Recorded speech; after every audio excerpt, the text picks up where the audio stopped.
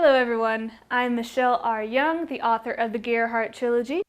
Today I will be sharing tips on editing your story so it can become more enticing, engaging, and perfect for publication.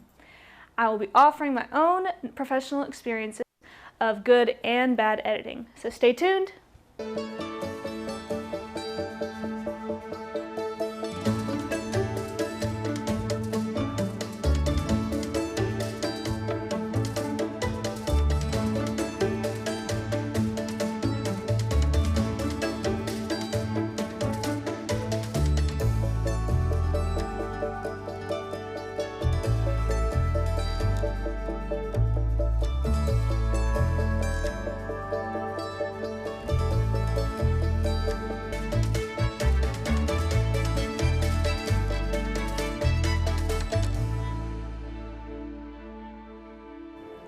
Do you want your book to be the best it can be? Do you want to raise the chances of people loving your story? If so, you better have a good editor.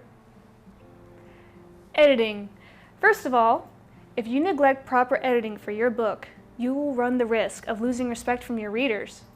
Don't think that just because the subject matter of your book is popular, it will fly off the shelves without proper editing. Poor grammar and sentence structure will ruin even a book about a popular subject. Paying for an editor or proofreader increases the possibility of your book being well respected. Whether you're wanting to self-publish your book or publish a story just for your family or close friends, hiring a professional editor is a huge help for boosting your confidence that the book is well written. For my first book, I hired an editor who did copy and line editing. That did not work out too well. Once the editor finished their edits, I let my beta readers and parents, who were great at catching errors, read the edited version. Even after that, errors were still found. Big oops on my part, I was cringing so hard. Especially since the voice actor I hired to make the audio version of my book was the one who was finding the errors months later. I wanted to fade into nothing and take my book with me because it was so embarrassing. So, to avoid making the same mistakes I and so many other authors have made with their books, I suggest the following guidelines. First, determine what type of editing your book needs. Depending on the number of drafts and details your story has will determine the type of edits your book needs. Second, if you are in the preliminary stage of finishing your first draft or are having trouble with the story but are unsure about it, then you need a developmental editor. They will help you enhance your story and give you suggestions on how to create a stronger narrative, polish your plot, develop stronger characters and their relationships. Third, if you have beta readers, which I highly recommend getting, and have made the changes they've suggested for your first or second draft, then you would most likely need a line editor or copy editor. Line editors pay attention to sentence structure and word choice, while copy editors pay attention to grammar and punctuation. Some editors, like mine, will offer a copy and line edit bundle for a discounted price. And lastly, proofreaders. God bless these guys.